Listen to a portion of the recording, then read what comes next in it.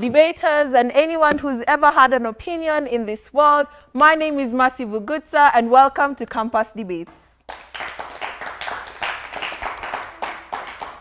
This is the last episode that we're going to have for the quarterfinals round, where we have Pioneer University meeting United States International University. I think it's going to be engaging and fun because both teams have met previously in the preliminary round, and as you know, Pioneer University got to win that round. I don't know if they'll still maintain their winning streak, but we'll get to see from this debate. With that, we welcome side proposition from Pioneer University. And side opposition, United States International University. I will allow the speakers to introduce themselves and tell us something that they would like to share with the world. Hi, I am Dolo. I equally come from Pioneer International University. Just that's what we wanted to share. Good evening, ladies and gentlemen. My name is Martin Javan, award-winning public speaker, debater, public speaking coach, and a whole other lot of titles. But for today, I'm just a debater. Debaters from side proposition from Pioneer International University, and at the same time, public speaking coaches. From side opposition. I'm Angel. I love debate, poetry, and nature. Yeah. Hi everyone, I'm Francis. I'm a debater. I love pottery and baking. And from side opposition, we have artists in their own regard, be it poetry, be it baking, or be it pottery. I think it's beautiful from side opposition that they equally have talents on both fronts.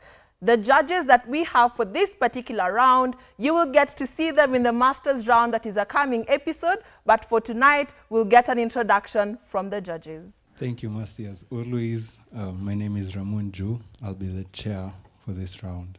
Hello, good evening. My name is Kiragu Kimani. I'm a panelist. Hello everyone, my name is Perez Ngono. All the best to the teams. I think the judges have proved to you that chivalry is indeed dead. They didn't let the lady go first, but I think we can overlook that based on their competency to judge this round. The motion for this round reads, this House supports the introduction of student loan forgiveness program to alleviate debt burdens on graduates in Kenya.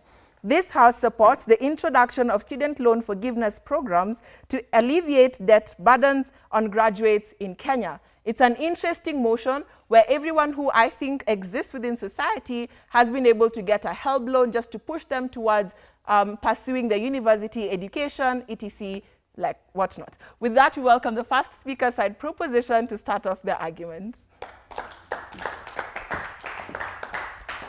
Important levels of framing, and I think these are very important things for us to understand. What is the current status quo of our economy? What is the current situation with individuals who are currently leaving school?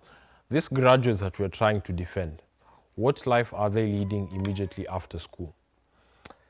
Institutions of higher learning are releasing almost 1 million individuals per year into the job market. Unfortunately, there isn't 1 million jobs to be had for these individuals. Inside of that almost 1 million number, nearly half of those individuals are from public institutions, and the majority of the individuals that are from public institutions are individuals who have gone through the system using HELB loans. What does this mean? At a point where you are leaving school after your 4 years of education, you're already negative your salary. So by the time you're getting paid, if you get paid, that money needs to go somewhere else. Ladies and gentlemen, you cannot ask individuals who do not have any other mode of self-sustenance to be the individuals that are then paying back these loans. You only get to do that if you as a government can offer these individuals the capacity for them to pay back these loans. Unfortunately, what we are seeing from status quo is that the government does not allow access to such avenues. In the previous regime, we had a youth empowerment project that was called Kazi Mtaani. And individuals used to get paid 300 per day, and if you were competent enough to work throughout the entire week, that would be a good 1,500 inside of your pocket. But let's look at a recent graduate who is to get this 1,500. Very competent individual who has been very serious with work. 1,500 for the week is supposed to cater for his meals, all 3 of his meals, supposed to cater for his money that people pay for housing, supposed to cater for clothing as well. If at any point he decides to advance himself in his career, he needs to get a good suit to go for all these interviews that is going to be called for. At what point is that amount going to be able to cater for all these things? We're seeing a very large gap between the amount that people are being paid and the capacity, or rather the requirements that are being placed on these individuals, not only by the economy in and of itself because of its structure, but also because of family members through things like black tax, etc. So we are seeing a very large burden being placed on these individuals, and it is a burden that these individuals are unfortunately not able to bear. So we end up then seeing very large crime rates. We end up seeing cycles of loans. We end up seeing individuals, even to the worst case, committing suicide because of just how hard life has gotten. So what are we proposing? We think starting from zero is so much better than starting from negative 300,000. And we think, therefore, that our model, the model that we will present, will allow individuals to do this. So firstly, inside of the introduction of this mechanism, what we think this policy will look like is allowing a 2-year grace period for individuals to pay back their loans. So we think that this 2-year gap is very important because it allows individuals to engage with the system, and for those with the capacity to actually get into these jobs through their connections and through etc. are able to then get into the system, and we therefore do not lose so much as a government. But we understand that as the main idea of HELP was to actually help individuals who cannot help themselves to further their education and to then provide them with capacity to advance their lives. We think, therefore, this need extends to that point where these individuals are still not able to repay back these loans because they do not have the capacity to cater for themselves. So therefore, we think by extension, forgiving these loans at that point for this certain group of individuals who are not able to then progress in that life, we think is very important, and we therefore think it will make their lives better, and we'll analyze that a bit further in my justification. So let's start with social contract. We think it's very important for government to understand they carry a very unique obligation to its people. We think at a point where HELP was introduced, it was for the initiative of advancement of education at a point where education was not accessible to a lot of individuals. So by introducing this loan system, it allowed education to be so much cheaper for a lot of people, and therefore that meant even for the struggling families, they could try and cope and at least fund the remaining amount so that their individuals can, so that their children can survive in the very harsh comrade life that is in a lot of institutions. However, government still has an obligation to provide these individuals the capacity to repay back these loans. We think government should provide jobs, government should provide at least capacity for individuals to create jobs for themselves and therefore be able to have a livelihood for themselves. Unfortunately, government has failed largely in this burden. We think, therefore, because of that failure, they need to introduce policies that are then able to still have the same end result, which is the betterment of the lives of individuals throughout offering them capacities for that to happen. And we think, therefore, through our policy of allowing people to necessarily start from zero is a very good way to do that.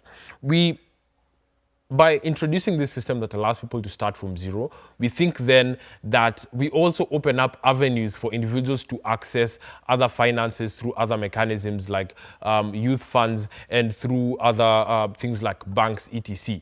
This allows them to actually start up projects that can be more self-sustaining, and these are things that government can then use to tax because they increase the taxable income that exists in society, and therefore they are able to recover this amount that they lose by forgiving this tax, and even to a further extension actually allow individuals to better their own lives. We think these are very important things to exist in society, and we therefore think that it's very sustainable, and my partner will analyze that further.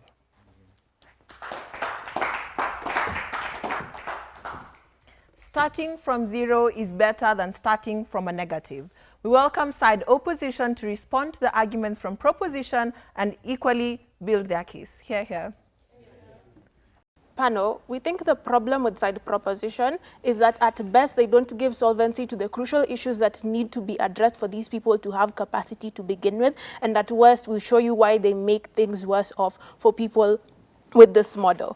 Starting with framing, right? Why can't people pay debt? We think there's a couple of systematic issues, and at the core of it is incapacitation, right? They rightly cite this, but then they don't address it. We think the reasons why graduates are incapacitated are because there's like barriers of entry in spaces like entrepreneurship, like, right? This probably looks like you having to pay like a lot of tax at the point in which you're still a small business, and it reduces your capacity to exponentially grow to the extent that you're able to survive, and even as a graduate, you're able to pay off this debt. We don't think the problem is that there's an objective number or some arbitrary number that like that this amount is unpayable. We think rather the problem is that proportionally to the extent that you are like disempowered and you don't have a job, you're not able to access a space that allows you to build this capacity, then this is what causes the problem. They don't solve that. We think like systematic discrimination, barriers of entry, and all of these things are the structures that exist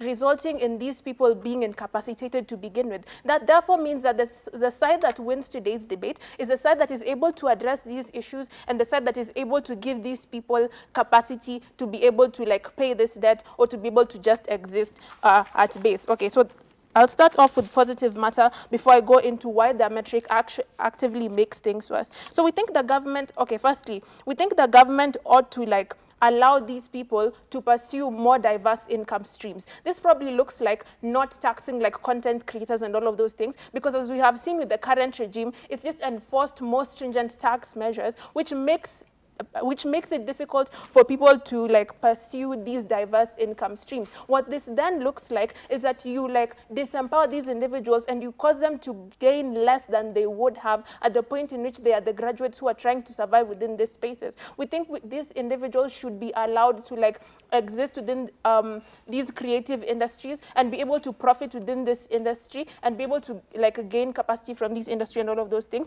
to the extent that they're the majority of people who are opting into that thing, right? And we think just doing things like giving tax breaks or tax holidays to the small businesses that these graduates start is something important to allow them just to be able to like have a period where they're able to accumulate income and build some level of capacity. So basically the crux of our case is that the problem is not that there's an amount over your head that you have to pay. The problem is that there is a system that makes sure you continue to be down and you continue to be incapacitated and you are unable to pay that amount, right? So they need to prove why like the problem is the amount in and of itself and why the alleviation of that will necessarily solve all of these issues. Why don't we think that this necessarily solves all of these things that they claim are very important? Firstly, we think at the point in which the government does this, it reduces the at the point in which this is done, it reduces the incentive the state has to like create an economically favorable climate for these graduates in particular. Understand, for the state to be able to undertake this thing, it means they lose money for you to be able to exist and not have to pay back this money. Understand, this is taxpayer money, right? Meaning at the point in which they do this, they have a reduced incentive to lose money in other areas to make sure that the economy is favorable for you. They have a reduced incentive to tax you less on your TikTok account. They have a reduced incentive to tax your tiny business of selling thrift clothes or something less at the point in which they're already losing money to allow you to be able to undertake this sort of thing. We think secondly, it hurts future students' capacity to be able to access this service. Understand, at the root of this entire thing is giving people a chance to access education under the premise that they'll probably lead better lives at the point in which they access this education, right? Understand that at the point in which like you reduce like the kind of pool, because at the point in which individuals pay back this money, because people pay back this money at the point in which they start working and all of these things, and they're able to then pay back this amount, right? We think this creates a pool of funds that the government then uses to lend to other students to facilitate their entry into this system. We think to the extent that you create like a system where individuals can just school on taxpayer money and be able to go off, it reduces like the amount of people you're able to benefit with this system at the point in which like there's no money coming in, because like the government has a lot to do, and to the extent that you cut off one income stream, we think that's a bad thing. We think there's also like a moral implication with this, right? We think it could potentially lock out the very unprivileged people that side proposition is championing for, and this is very important. Understand that the reason why people who probably have some capacity to be able to pay for their children's education don't opt in to help is because they understand that they don't want their children to start off life with debts and all of these things. That is what dissuades them and causes them to work a little harder to be able to like get their children through education and all of these things, right? We think at the point in which you probably just allow people to school and be able to like go off without having to repay that amount, the hazard that you then create is that these individuals who are then dissuaded by the structure as it was now have an incentive to opt into this system. And why is it likely that the people who will then benefit from this system? We think they're likely more informed, meaning they have more access to like these sort of opportunities. They're likely to apply and they're likely to get them. At the point in which they get them, at the point in which like someone from a family that could probably be able to afford their education gets into this system, it means you lock out someone who was incapacitated to begin with and they don't get this education. We think this is principally a bad thing, and we think the government ought to protect these vulnerable people who don't have this capacity to be able to fight for themselves. And we think like that this is important and this is something that you ought to value. Yeah. I think the first half of this debate has been very engaging, determining whether we need to actively alleviate student debt burdens on graduates in Kenya, to be specific, based off of the structure that already exists within the state. We'll be going on a short commercial break, and once we are back, we'll get to hear the arguments from the teams that are before you this evening and get to hear the points of view on whether we need to actively alleviate the burden of student loans on graduates or whether they need to remain intact for the protection of the graduates themselves.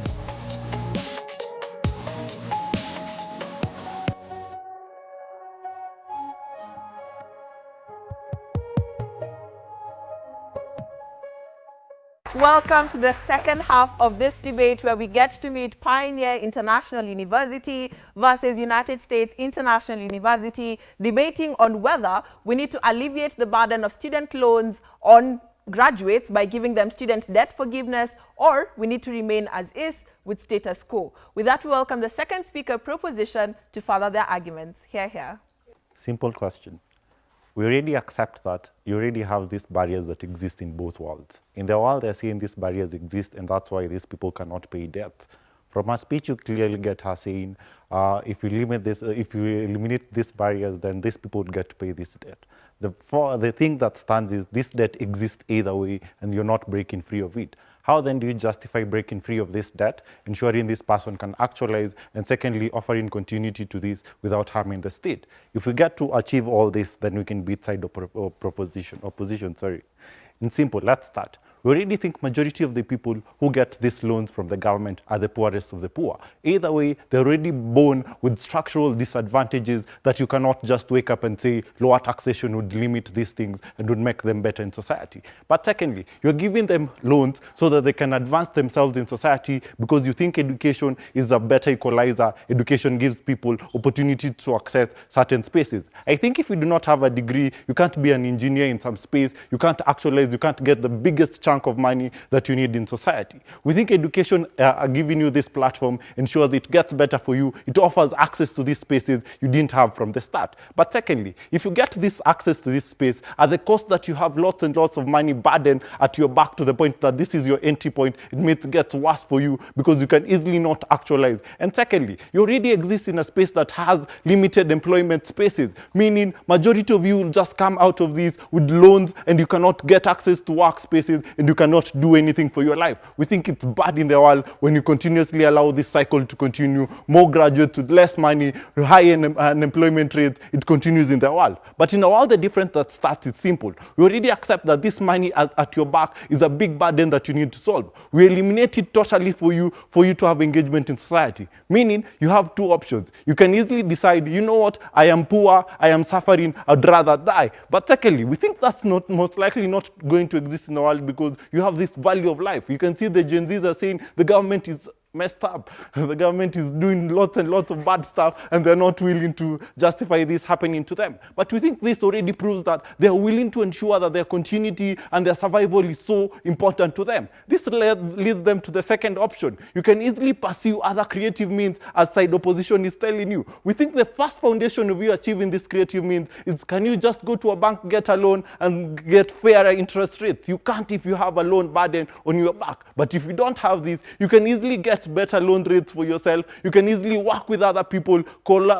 come together just to get empowerment funds from the state. You have these alternatives that exist. We don't get why you still need to have these loans and low tax rates and why that is justified. But secondly, it furthers to engagement in society. We think majority of these people who have loans on their back already have attachments to their family. The black tax my partner is telling you already have expectations from society. Just because you have a degree, you should cause money. But the difference is the existence in the past period and this current period means you already have lots and lots of other things that are stopping you. One, the government in itself cannot create employment for you. You get Gen Zs actively saying, you know what, we don't want this finance bill because it increases taxations on our end. Equally, the only alternative you have to create wealth or to create employment for these people is to increase the expenditure, the wage bill of the state. This means you're increasing the expenditure, and in return, you have less revenue from society because of majority of these people are highly unemployed. So it means you're creating another problem for the government that you need to solve through the alternative you're offering.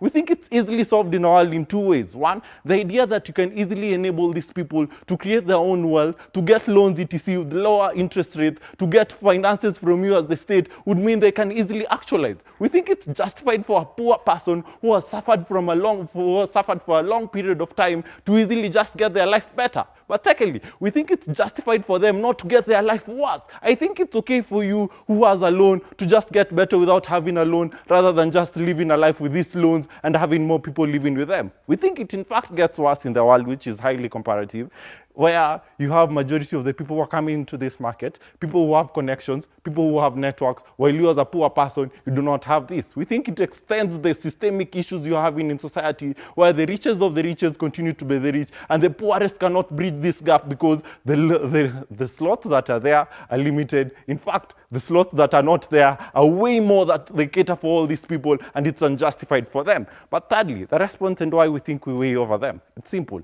We think if the only alternative is to ensure that the government can be better placed, we achieve this in simple ways. One, the idea that the government already has the justification to ensure that its own citizens, whether they're graduates or adults, can get better in society is justified. But secondly, the idea that government needs to ensure they get returns from them makes it simple for this. We think it's simple. If you enable people to create in this economy without financial burdens on them, you can easily generate revenue from lots and lots of these graduates. This in turn generates revenue to the state. We are willing to trade off this 15 billion of loans you get from these people. We are willing to trade it off. The difference is this 15 billion versus the lives of majority of the youth of this society. We are willing to just say, let's achieve that loss of 15 billion, but protect the value of these people. We think the difference is if you do not have dignity of life, if you do not have the existence of life and survival of these people, it gets worse for them. We think the summary you get from us is these loans in itself make your life worse and you can't break free of it. If you break free of these loans and you can easily achieve whatever you want to pursue without being on survival mode always,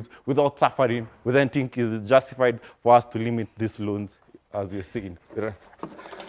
Amazing argument from side proposition arguing on who best caters to vulnerable actors. I think side opposition has a response to this as to how they cater to their vulnerable actors on their side. Side opposition, second speaker. Panel. Laxity brings complacency. Basically, what side proposition is trying to propagate in this world is that one, I decide to have 30,000 Kenyan shillings owed to the Kenyan government. The Kenyan government pays the debt for me.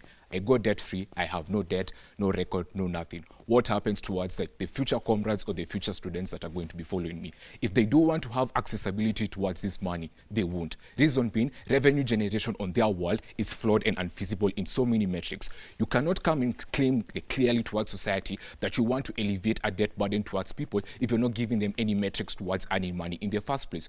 You're not going to say that you want to alleviate a debt burden to people if you're not giving them an incentive or a reason to actually earn money in the first place. One key thing they are failing to consider at large is that one, university debts such as health are only paid when you're under a paycheck. It's not that they take your money from any Tom, Dick and Harry in society. No, the minute you're under a payroll, it's deducted as an expenditure just like NSSF or NHIF as it's already done in society. So basically what they're trying to propagate, that every single comrade is going to be subjugated to this, I believe is null and void, and maybe they can read a book or two about health, but I'll give them one if they don't.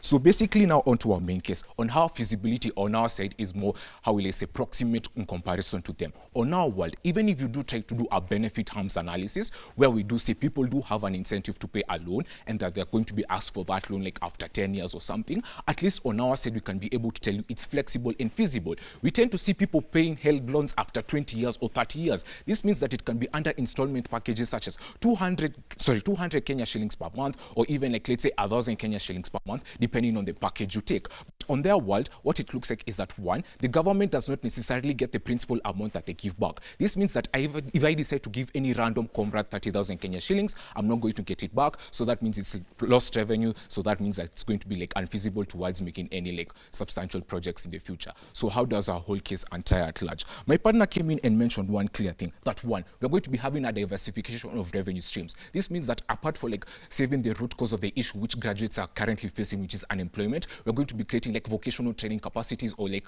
vocational training centers in order to equate the comrades or graduates with skills that they can be able to utilize themselves towards like building a better future. This looks like one, encouraging people to embark the path of content creation. This means like allowing people to learn about technical writing or digital literacy skills in order for them to be able to acquire new jobs that would be now a new revenue stream that is incurring. How does this look like? This looks like the comrade tax that's going to be paid, because that's what they're trying to paint it as. They're trying to paint it as a comrade tax, but in real sense, if they actually read about help, they know that this is actually something that is meant to benefit education, and this is something that's supposed to like benefit like graduates in the long term. So how does this look like? Basically, what it looks like is that one, the revenue stream that's going to be occurrent within like paying the whole help loan and everything that sort is going to be able to fund like the constant cycle of accessibility that we are currently trying to solve. Because one key thing that they're failing to consider is that it's not only one person who's asking for the help loan right now. There's going to be somebody asking for the help loan 5 years later. There's somebody who's going to be asking for the help loan 10 years later. They mean that when you start having a liquidity crisis, you don't have enough money to sort the demand that's currently present. Now what will happen? Does this mean that we are going to collapse the whole help loan system at large in order to make 1 year of graduates happy, in order to maybe get some brownie points or societal points or like societal appreciation? That's basically what they're trying to point it. They're trying to like neglect people from having the accessibility. They're trying to neglect people from actually being able to say, I got help 5 years, I was able to pay it in 20 years. My brother joined university 10 years later, and now he's actually able to like be able to earn or to be able to learn in university because I actually paid my help loan. That's what they're trying to bring, and that's what they're trying to propagate. Any aspect that they're trying to say that they're going to be creating like an economic revenue stream, if you have feasibility in play, you clearly notice that this is flawed in so many metrics. Okay, now let me rebuttal majority of their case if they even had a case in the first stance. Okay, they don't solve the aspect of solvency in its long term, because the main thing that we're trying to cause is like the inherent root cause of unemployment. We clearly brought to you that one, we're going to be having diverse revenue streams such as content creation, increase of vocational training, which is going to be present within like the revenue stream that is like going to be occurred in the help loan payment. So this means that there's already a revenue stream that will be able to equate a proper feasible choice, like let's say if it's creating of vocational training schools or vocational training products or like programs and whatsoever. Secondly, I think in my whole main case that I'm going to mention is that one, apart from breeding laxity and complacency, it also like creates a moral hazard towards the comrades at large. They mean that a comrade knows that if I take the 30,000 and I don't use it to pay my rent, or I don't use it to pay for my education, what am I going to do? I'm going to decide, you know what, I'm going to buy a second-hand iPhone, or I'm going to buy the latest Oppo that's along the lines. This means that one, people are not going to be financial competent or have like financial competency within how they're going to make decisions in the future. This means that we're going to be breeding citizens who are always debt-stricken, or people who always believe like I'm going to take a loan in order to solve another loan because the government has already pushed for me, knowing that if I take a loan, the government is like going to solve it. This means that already, if we put into context the current Kenya debt-stricken crisis, already Kenya does not have enough money to solve any issue that they're trying to face. So even if we are charitable at large and consider the best case, worst case scenario, on our side, at least you get something in the end. You get the capacity, you get the skills, you get the revenue stream. On their side, if you take the best case scenario, is that everything is like done, everybody like doesn't have a capacity or accessibility towards getting it. And with that, I think if anybody has like understood my case, is that one, feasibility is the main thing we need to consider. If it's feasible, it's doable. If it's not doable, let's be honest, society cannot be able to accept it. Opposition. I think it is indeed a quarterfinals round, with the debaters before you trying to put their best foot forward to make their arguments and a winning argument for themselves, because it is contingent on them making to semi-finals. Now we'll be going on a short commercial break, and once we come back, we'll get to see which team will we find in the semi-finals round.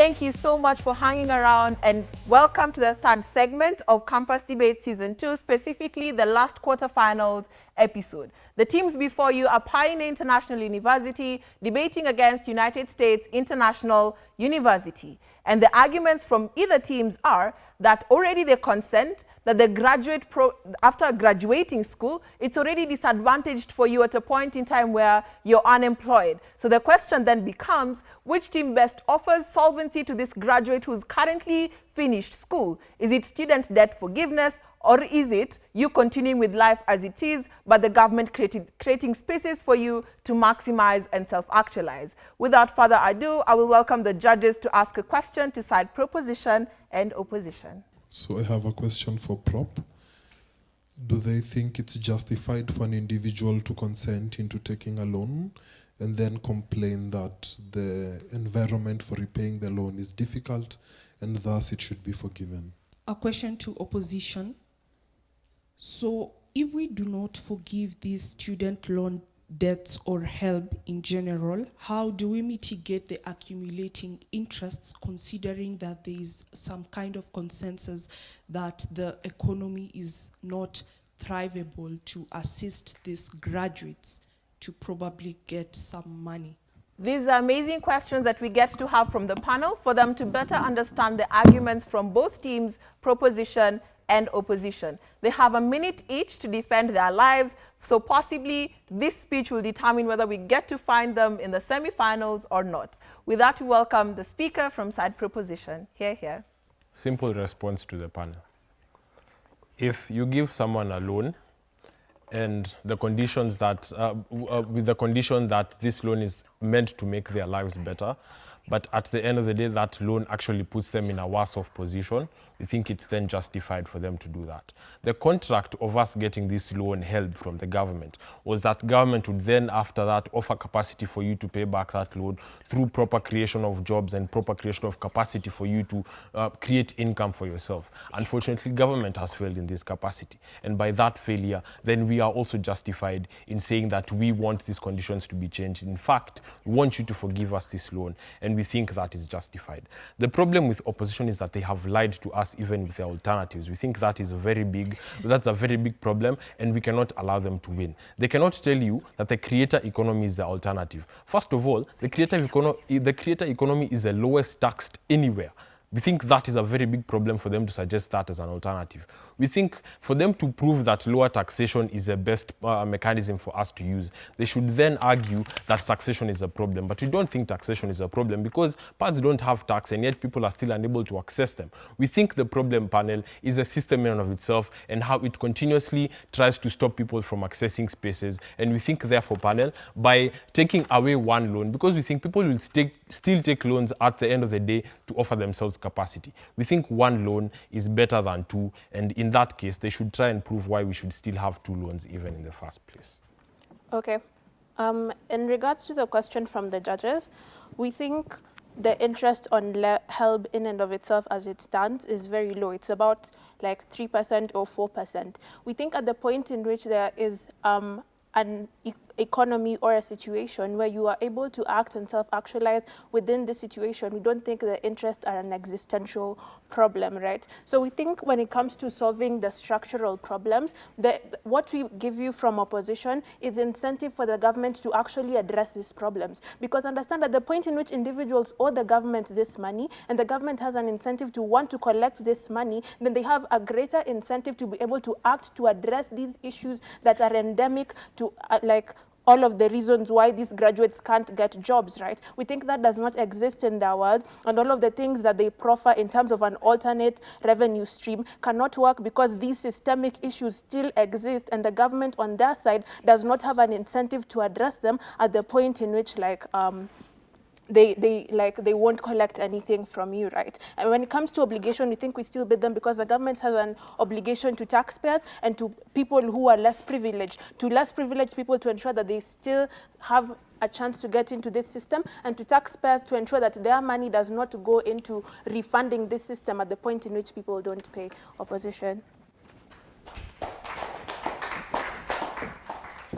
It has been a lively round for side proposition and opposition, with both teams trying to defend the whole idea of whether we need to actively forgive student debt for these particular graduates in Kenya, and equally, what environmental capacity does the state actively provide to these graduates to either prepare them to give back, or rather pay back their loans, or at the same time for them to actively start? Is it from zero that everything becomes better, or is it from a negative that people have an incentive to actively pay their loans and not set any precedents? With that, welcome the judge to give us the call for this round. Who do we get to see in the semi-finals?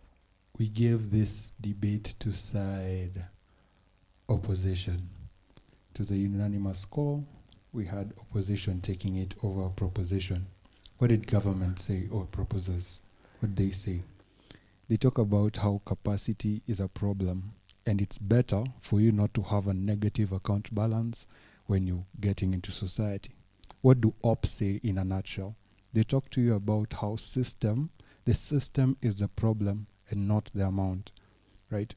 So there are a couple of things that we found, just so that we made the decision easier for the judges. The aspect of loan forgiveness, in terms of the clarity of the policy, we were expecting a lot of clarity from proposition side. We didn't really get to understand what it wasn't really brought out really well, so that even affected how it gets into your points, because you talked about buying time, but again, opposers even mechanize that pretty well, as opposed to you guys, where it's symmetric, but they are able to show you why it is now best favored on their side.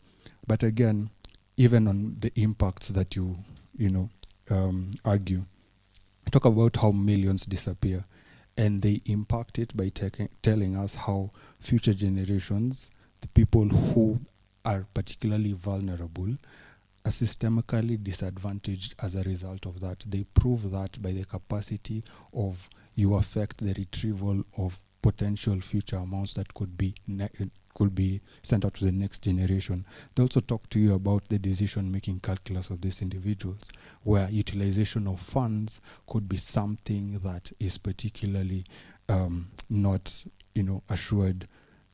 Again, the continuity and access of these funds, right? Because you want to say that for you to change this structure, upward social mobility achieved through education is particularly important.